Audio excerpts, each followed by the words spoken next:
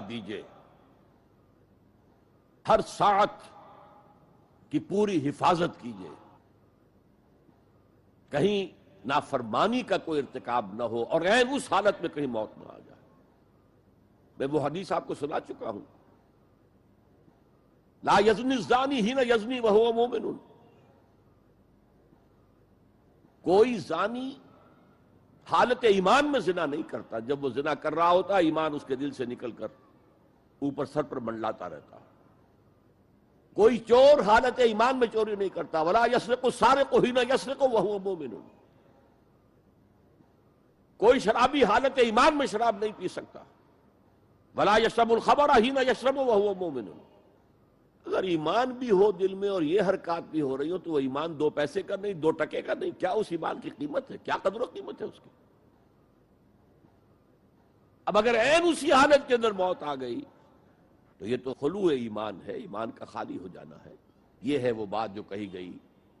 اب یہ اسلام اور تقوی، ان دونوں کو یہاں نوٹ کر لیجئے۔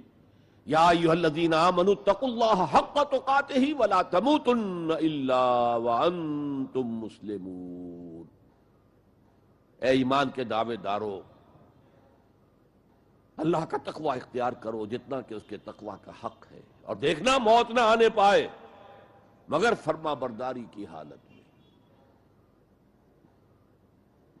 اب یہ اینٹیں اگر پختہ ہو گئی ہیں، ہم نے جہاد کے مختلف مراحل ان پر غور کیا تھا۔ پہلا مرحلہ کیا تھا؟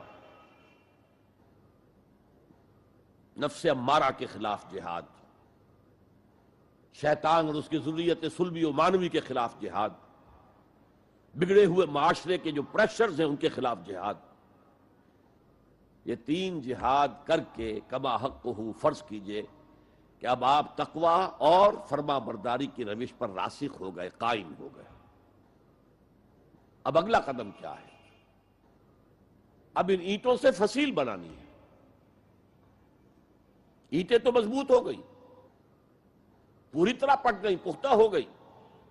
وہ جو اقبال کہتا ہے کہ خام ہے جب تک تو ہے مٹی کا ایک انبار تو، اور پختہ ہو جائے تو ہے شمشیر بے زنہار تو۔ اور جس سے اکبر الہ آبادی نے بھی کہا ہے، اس سے بھی بہتر انداز میں کہا ہے، تو خاک میں مل اور آگ میں جل، جب خشت بنے تب کام چلے، ان خام دلوں کے عنصر پر بنیاد نہ رکھ، تعمیر نہ کر۔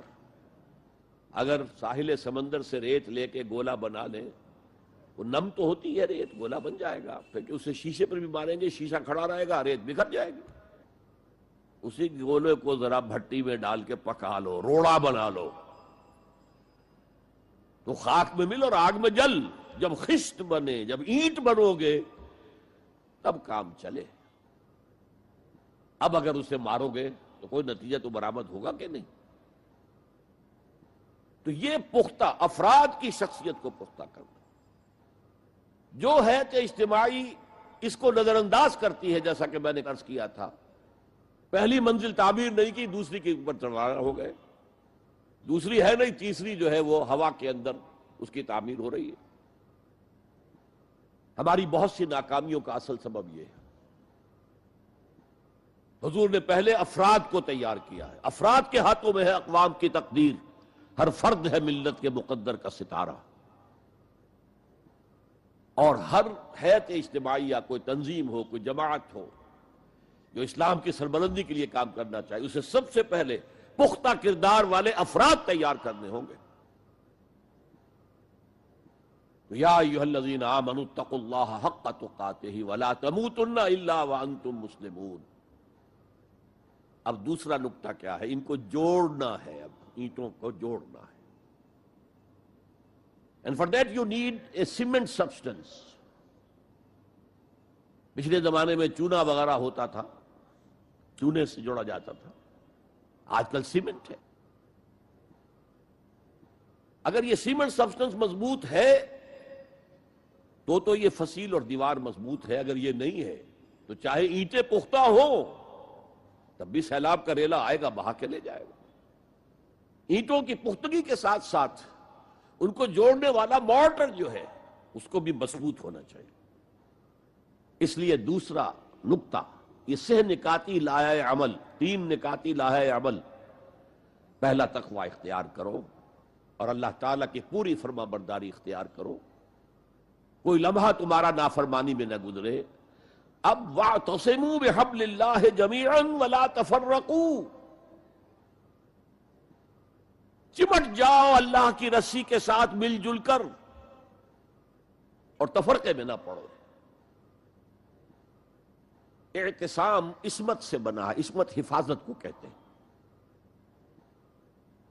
اعتصام حفاظت حاصل کرنا. جیسے آپ دیکھتے ہیں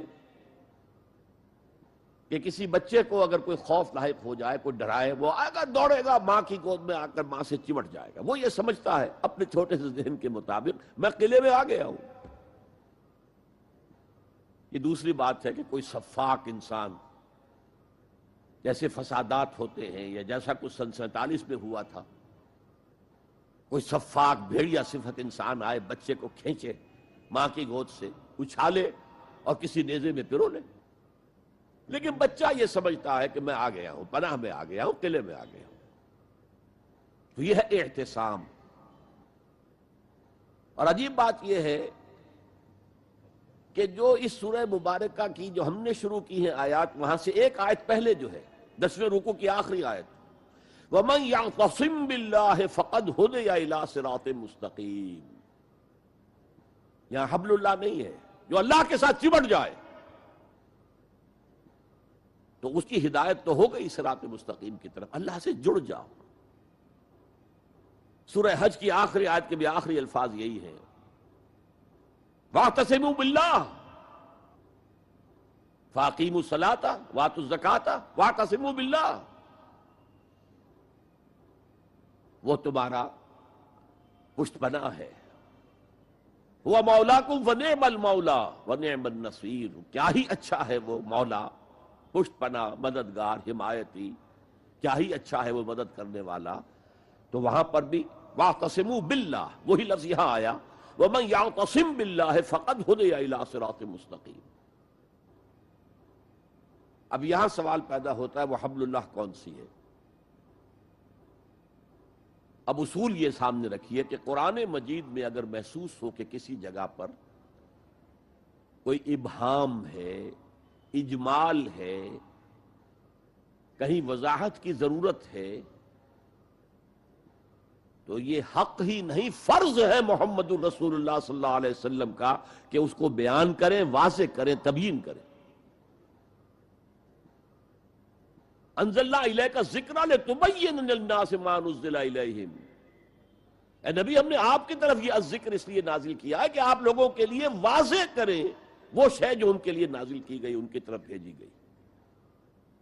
آج ایک عظیم ترین فتنہ ہمارے ہاں جو ہے وہ انکار حدیث کا ہے. وہ گویا کہ حضور کو یہ حق ہی دینے کو تیار نہیں کہ قرآن مجید کی آیات کی توضیح کریں، تبیین کریں، جہاں کہیں کوئی سوال پیدا ہو اس کا جواب دیں.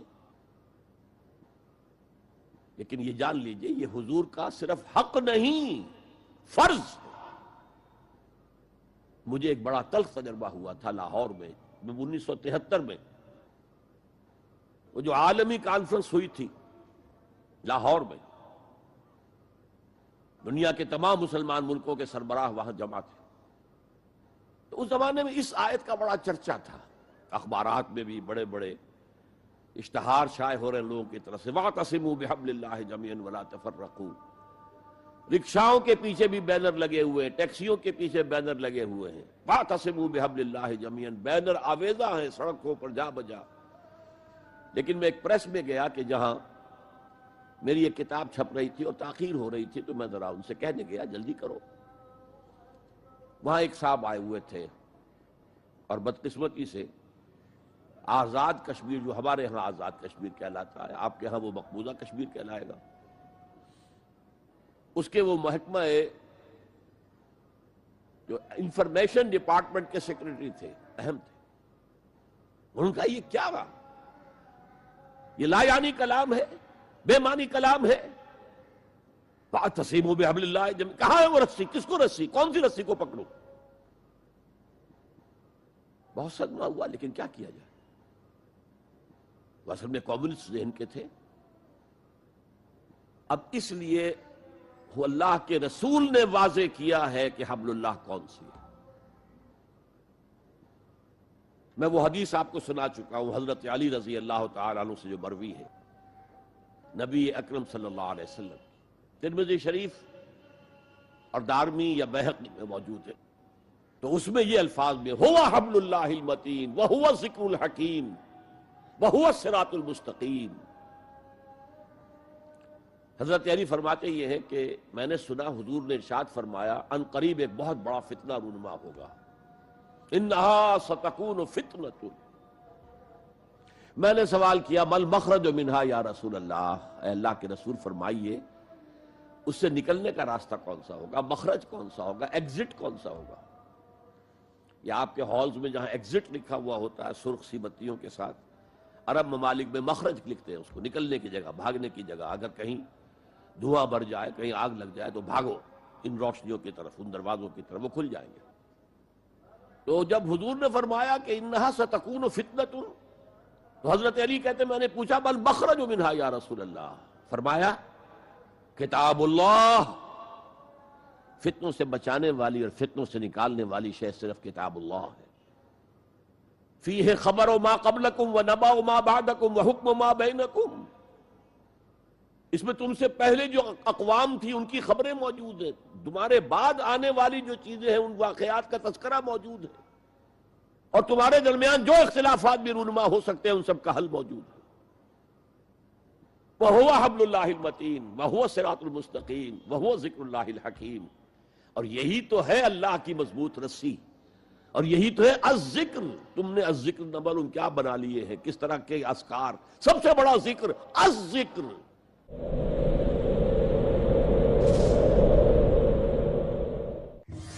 ستیزہ کار رہا ہے ازل سے تا امروز، چراغ مصطفی سے شرار بولہبی۔ ازل سے جاری ہے ایک فکری و عملی کشمکش، الہادی گمراہیوں کے اندھیرے ہیں ایک طرف اور اسلام کی روشنی ہے دوسری طرف۔ اللہ ولی الذین آمنوا یخرجہم من الظلمات الی النور، اللہ دوست ہے اہل ایمان کا، نکالتا ہے ان کو ان اندھیروں سے نور اسلام کی طرف۔ الحاد کہتے کس کو ہے؟ الحاد کی تاریخ اور اس کے اسباب و عوامل کیا ہے، اس کے نتائج اور عملی مظاہر کیسے معلوم ہو اور کیسے پہچان ہو نور اسلام کی؟ دیکھیے ہمارا پروگرام الحاد اور اسلام۔ جانیے کس قدر بنیادی سچائی اور مضبوطی کے ساتھ تاریک دلوں کو روشن کر رہا ہے اللہ کی وحدانیت کا پیغام الحاد اور اسلام، ہر بدھ رات 9:30 بجے اور دوبارہ صبح 7 بجے انڈیا میں peace T V Urdu per.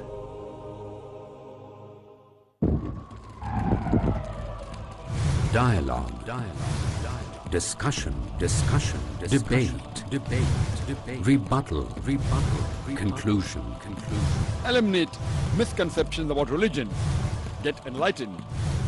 Witness Dr. Zakir Naik in a battle of words in Crossfire. ہر اتوار رات 8:30 بجے اور دوبارہ صبح 8:30 بجے انڈیا میں پیس ٹی وی اردو پر۔ آخرت بھی کامیاب اور زندگانی کامیابی ان کی ہے جو کرتے ہیں دل سے حدیثوں پر عمل۔ سید الانبیاء حضرت محمد رسول اللہ صلی اللہ علیہ وسلم کو بھیج کے حقیقت کی بنیاد پر محدثین کے حوالے سے، مفسرین کی دلیلوں سے اللہ رب العزت نے اس دنیا پر انسانوں پر شیخ ارشاد الحق عصری اپنا اتمام حجت فرما دیا ہے۔ سمجھیے رسول اللہ کے اقوال و اعمال کو جن کا سمجھنا علماء کی کوششوں کی وجہ سے ہو گیا ہے آسان اور سلیس، حجیت و اہمیت حدیث۔ اگلا پروگرام پیس ٹی وی اردو پر۔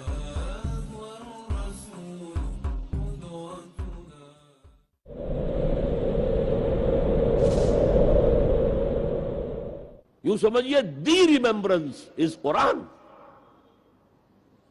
اور یہی صراط المستقیم ہے جس کی تم ہر نماز کی رکعت میں استدعا کرتے ہو، اہدنا الصراط المستقیم. یہ صراط مستقیم ہے تو صحیح.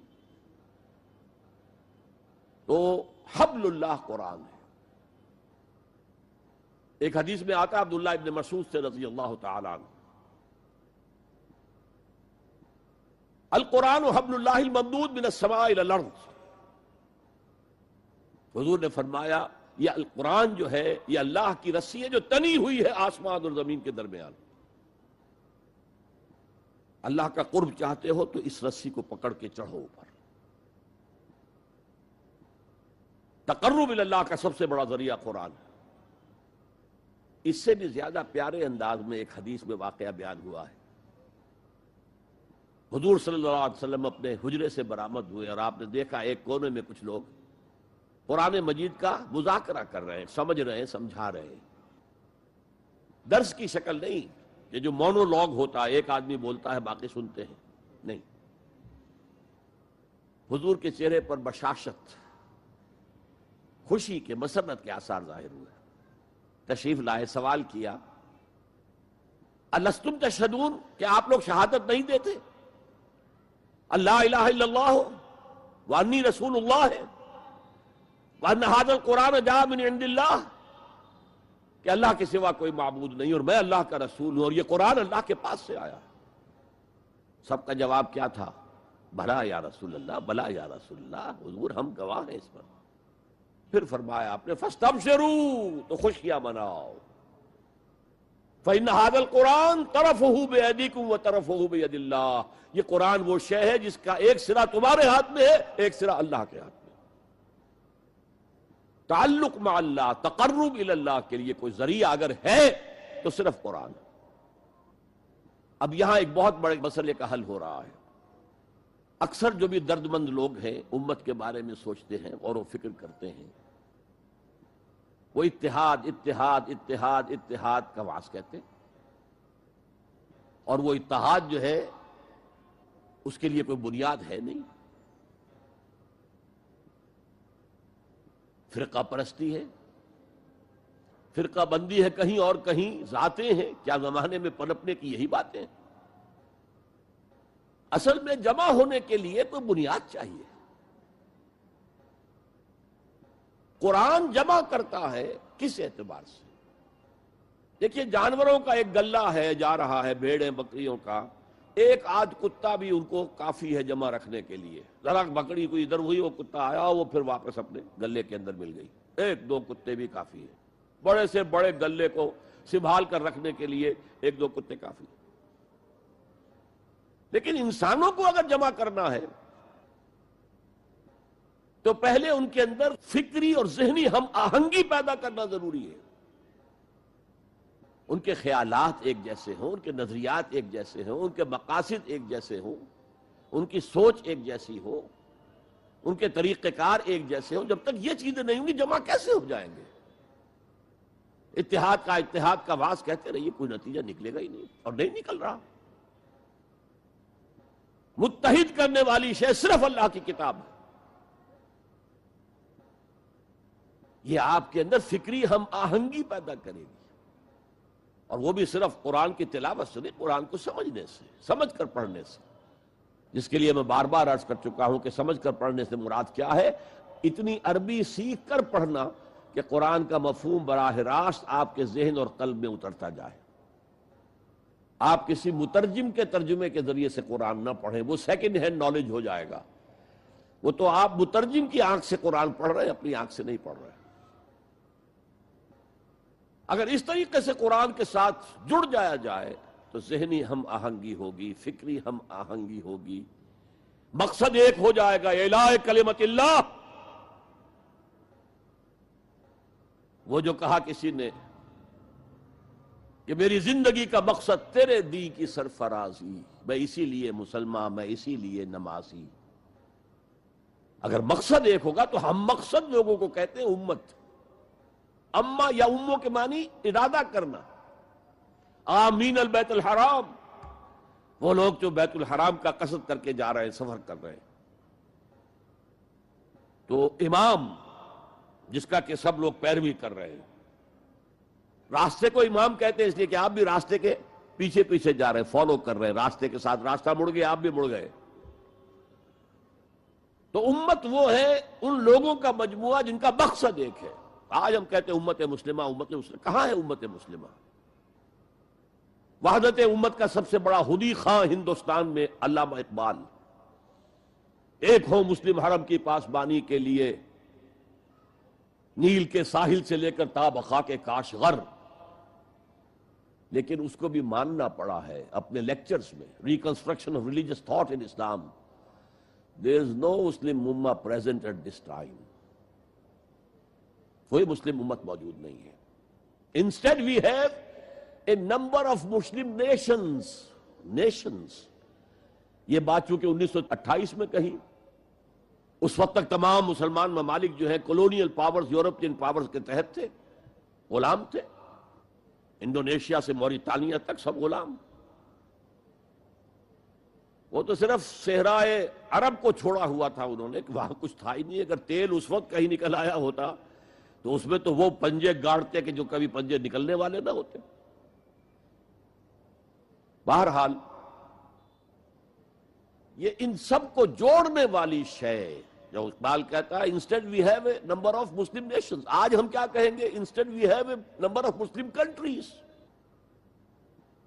پھر مسلمان ممالک میں بھی ایتھنک، لنگوسٹک کتنے جھگڑے، کتنے اختلافات، کتنے چکر چل رہے ہیں. ڈارفر میں جو کچھ ہو رہا ہے اس وقت سوڈان میں، وہ بھی ایتھنک ہے بنیادی طور پر. وہ کوئی مسلم غیر مسلم فساد نہیں ہے، ایتھنک ہے. تو اس اعتبار سے سوچئے کہ انسان کو جمع کرنے والی شے صرف وہ ہو سکتی ہے جو ان کے مقاصد کو یکجا کر دے، ان کے نظریات میں ہم آہنگی پیدا کر دے، ان کی سوچ کو ایک رنگ میں رنگ دے. پھر وہ بنیان مرصوص بن جائیں گے. علامہ اقبال نے بہت خوبصورت انداز میں کہا ہے، از یک آئینی مسلمان زندہ ہست. مسلمان اگر زندہ ہے تو ایک آئین کی وجہ سے ہے، وہ آئین قرآن. پیکر ملت ز قرآن زندہ ہست. یہ پیکر ملت جو ہے، جسم ہے ملت کا، جسد جو ہے، یہ اگر زندہ ہے تو قرآن کی بدولت ہے. جیسے میرا بدن ہے، میں زندہ ہوں تو جان کی وجہ سے. جان نکل جائے تو آپ کو معلوم ہے کچھ ہی دیر کے بعد یہ ڈیکمپوز ہونا شروع ہو جائے گا. اس سے جلد از جلد قبر میں اتارنا ضروری ہے. از یکا آئینی مسلمان زندہ ہست، پیکر ملت ز قرآن زندہ ہست. ماں ہما خاکو دل آگاہ اوست، اعتصامش کن کہ حبل اللہ اوست. ہم تو میری خاک ہیں، خاک کے سوا کچھ نہیں، اور اس کے اندر دل جو ہے وہ قرآن ہے. ماں ہما خاکو دل آگاہ اوست، قرآن ہے دل. اعتصامش کن کہ حبل اللہ اوست، پکڑو اسے مضبوطی کے ساتھ کہ حبل اللہ وہ ہے. یہ احادیث کی ترجمانی ہو گئی کہ نہیں؟ خوبصورت. القرآن حبل اللہ الممدود من السماء الی الارض، احتسامش کن کہ حبل اللہ اوست. اس قرآن کو مضبوطی کے ساتھ تھامو، اس لیے کہ حبل اللہ وہ ہے. تو یہ دوسرا نقطہ ہے، واعتصموا بحبل اللہ جميعا ولا تفرقوا. تفرقوا کے لفظ پر توجہ کر لیجئے. تختلفوا نہیں ہے، اختلاف ہو سکتا ہے، دیانت کے ساتھ ہو سکتا ہے. تفرقہ یہ تم اور میں اور. جب اختلاف اس شدت کو پہنچ جائے کہ چھوٹے چھوٹے اختلافات کے اوپر کفر کے فتوے، تم اور ہم اور ہیں، من دیگرم تو دیگری، یہ تفرقہ ہے. اختلاف ہو سکتا ہے. اختلاف امام ابو حنیفہ امام شافعی میں ہوا، ٹھیک ہے، اور امام ابو حنیفہ کے شاگردوں میں ہو رہا ہے. انہوں نے اپنے استاد سے بھی اختلاف کیا، آپس میں بھی اختلاف کیا. لیکن اس اختلاف کو اپنی جگہ پر رکھیے. اختلاف اور ہے اور افتراق اور ہے. افتراق فرق، تم اور ہو میں اور ہوں. یہ مدینے کے والی مدینے بلا لو، یہ پیغام لے جا صبا جاتے جاتے ہاں پیغام لانا میری حاضری کا براہ کرم مہربان آتے آتے مدینے کے والی مدینے بلا لو یہ پیغام لے جا صبا جاتے جاتے ہاں پیغام لانا ہاں پیغام لانا ہاں پیغام لانا میری حاضری کا براہ کرم مہربان آتے آتے مدینے کے والی مدینے بلا لو یہ پیغام لے جا صبا جاتے جاتے یہ پیغام لے جا صبا جاتے جاتے